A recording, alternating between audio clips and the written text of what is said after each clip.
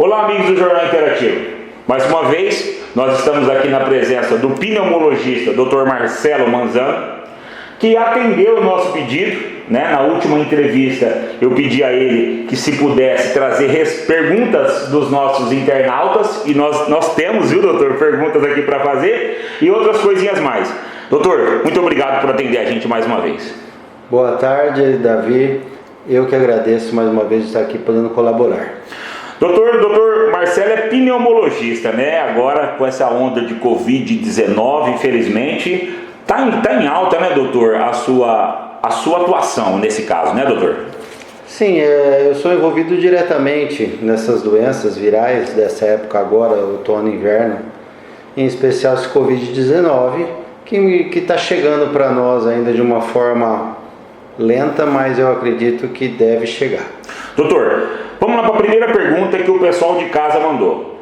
Ficar em casa ou não, doutor? Davi, essa doença Covid-19, ela é muito indefinida, ela não é esclarecida e nós não temos ainda um tratamento definido para ela. O isolamento social ainda é o melhor, principalmente para os idosos e os portadores das doenças crônicas, tá? Independente da área dessa doença crônica. Se alguém precisar sair de casa, pode? Pode. Claro. Tem que tomar as devidas precauções. Usar sua máscara, certo? Pode ir na padaria? Pode. Respeitar a distância na fila.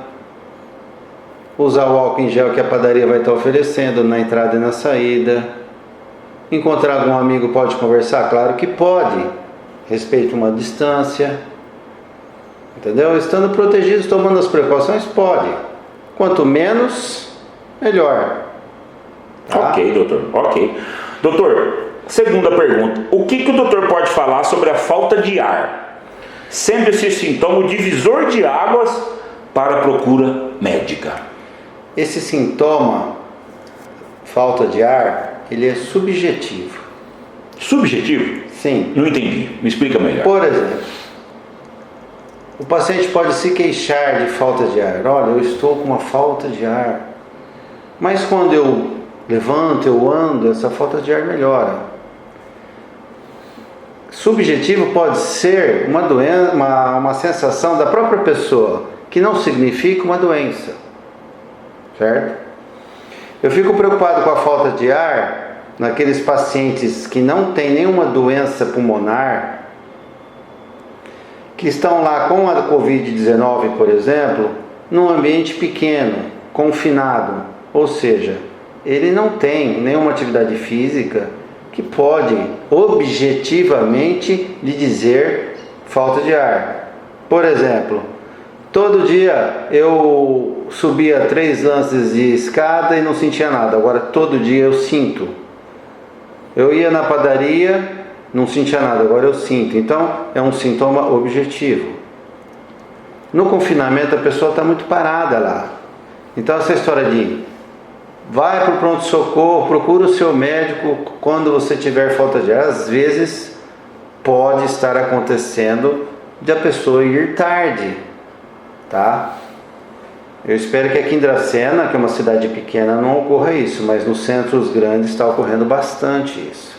Então tem que tomar muito cuidado com a falta de ar, que hora que vai no médico, porque a pessoa não sabe se aquela falta de ar é decorrente de algum problema grave ou não. Então tem que tirar a dúvida. Tem que procurar um médico. Eu julgo que a avaliação médica é muito importante na dúvida diagnóstica, sempre. Entendi, doutor. Doutor, mais uma perguntinha aqui que vieram pra gente. O que eu faço se iniciar um quadro de tosse e gripe? Tá em casa, começou a tossir, começou a ter febre, quadro de tosse e febre. O que fazer?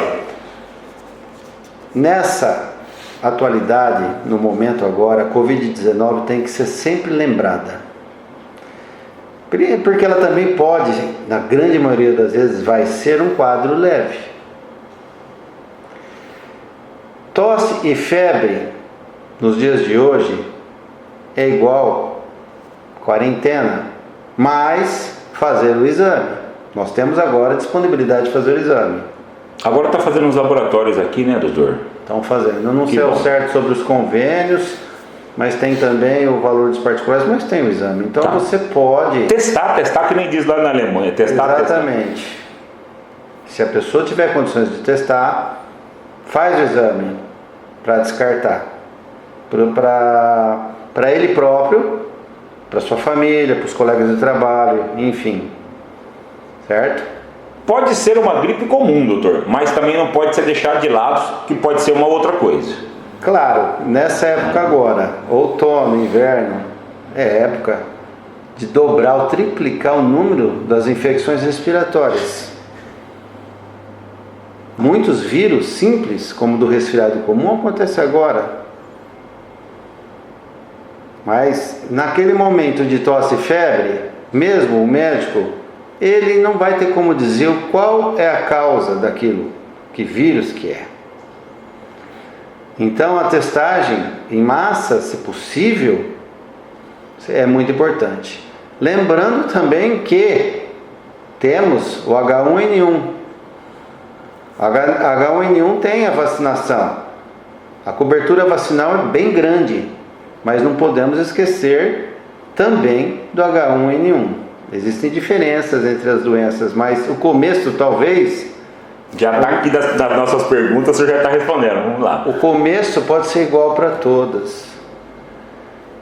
Então, é difícil tanto para o próprio paciente, que vai ficar muito em dúvida o que ele faz ou não, e quando ele procura o médico também. Mas eu julgo que a existência do exame vai clarear muito a dúvida.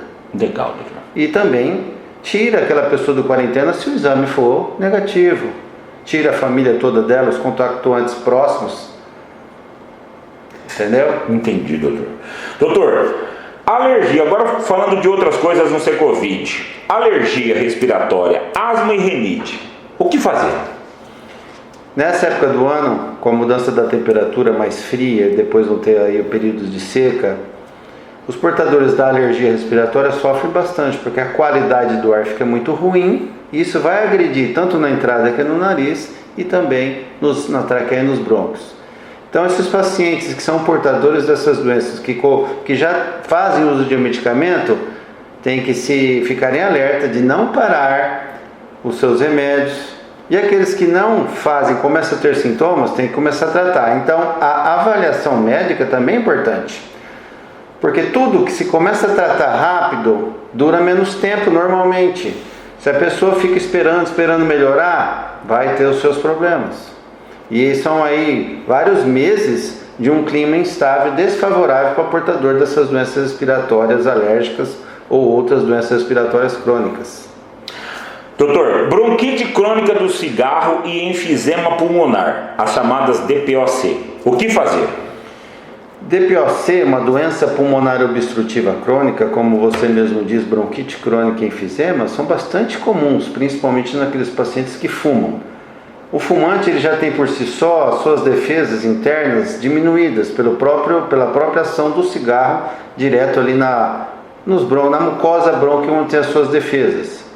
Da mesma maneira que ocorre no portador da alergia respiratória, a qualidade do ar vai interferir muito para esses pacientes crônicos. Então, sempre prestar atenção no momento inicial da sua descompensação. Começar a ter alguns sintomas, voltar a sentir aquilo que já teve há algum tempo, tem que ir ao médico. Por quê? Porque o descontrole tratado rapidamente vai levar a um novo controle.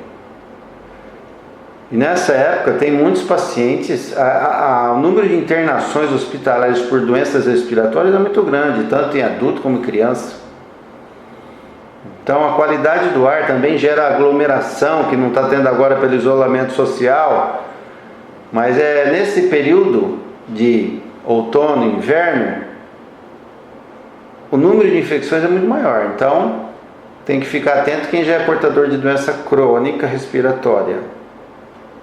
Estou falando mais do meu ponto de vista profissional, que é a área respiratória. Sim.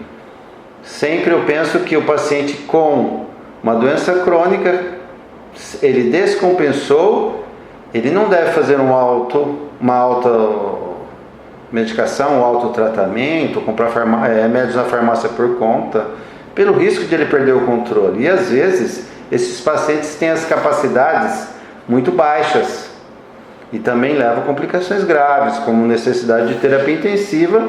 Nessa época agora de pandemia que tá, vamos dizer que o leito é bastante concorrido. Então é isso aí sobre essas doenças. Doutor, a gente já agradece a sua disponibilidade de nos atender aqui, responder as perguntas que todos nós gostaríamos de fazer para um médico especialista nessa área da respiração e tudo. Doutor, suas conclusões finais. Isolamento social é importante, com certeza é importante. Tá? Bom, pessoal, a gente agradece o Dr. Marcelo Manzano mais uma vez que gentilmente nos atendeu. A gente já é solidário aí à luta de vocês todos, viu, doutor? Não é só do senhor não, dos intensivistas, do pessoal da enfermagem. O Jornal Interativo é bem solidário a todo mundo que é da linha de frente. O Jornal Interativo agradece. Jornal Interativo, o jornal feito com você.